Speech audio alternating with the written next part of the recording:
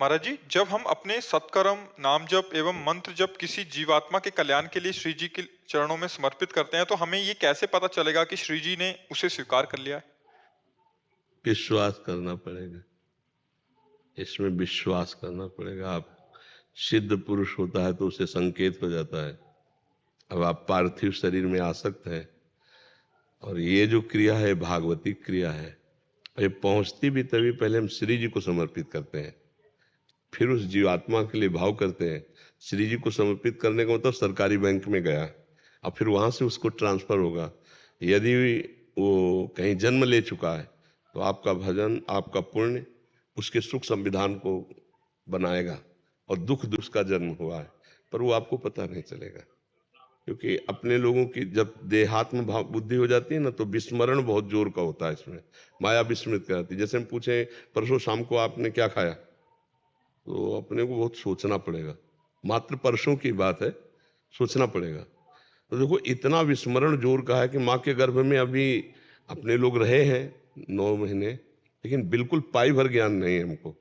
माँ के गर्भ में रहे ऐसा कोई ज्ञान नहीं है। नहीं, हाँ, मतलब इतना विस्मरण जोर का है देहात्म भाव में कि हमको महीना भर की अगर हमें दिनचर्या के पीछे में, तो हम नहीं बता पाएंगे, नहीं बता पाएंगे ना।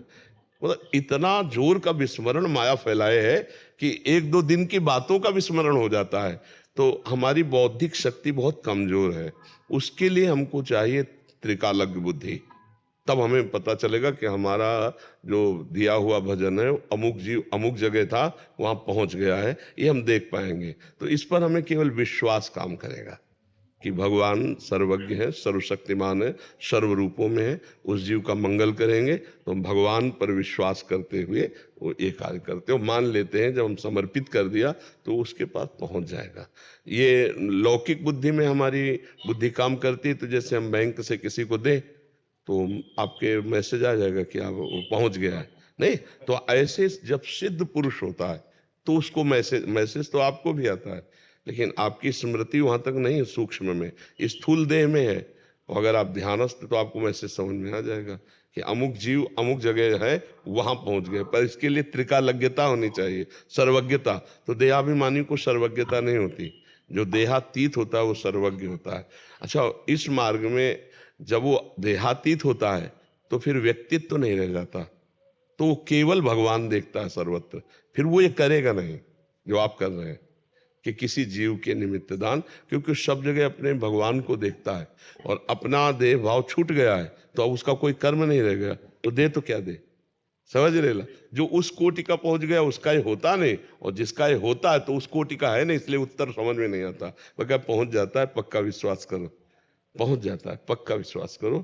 यहाँ का जैसे पिंडदान है, यहाँ का मंत्र जाप है, यहाँ का दान पुण्य किसी हम जीव को दें, अपने बाप बाबा पर बाबा या किसी भी अन्य को भी, तो वो पहुंच जाएगा, पक्का पहुंच जाएगा।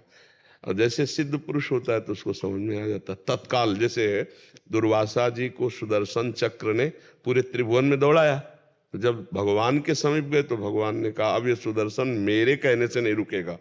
अम्बरीश जी का अपराध किया, वही जब आदेश करेंगे तब। तो अम्बरीश जी ने जानते हो क्या कहा था, मन वचन कर्म से यदि मैं भगवान का निरंतर भजन करता हूं, वो सारा भजन मैं दुर्वासा जी को देता हूं, उसके प्रभाव से सुदर्शन जी तत्काल सुदर्शन जी शांत हो गए, तत्काल शांत हो गए।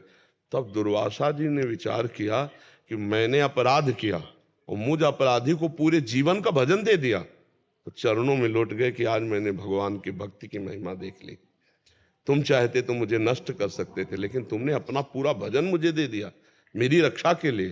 तो आज मैंने हरि के भक्तों के मान, वहां दोनों सिद्ध है, एक प्रेम भक्ति में सिद्ध है और एक तपस्या में सिद्ध है। तो दोनों को पता चल रहा है।